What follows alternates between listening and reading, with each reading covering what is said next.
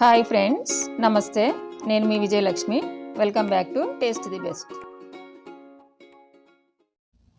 నవరాత్రి ఉత్సవాల సందర్భంగా దేవుడి గుడిలో రవ్వ కేసరి ప్రసాదంగా పెడతారు కదండి.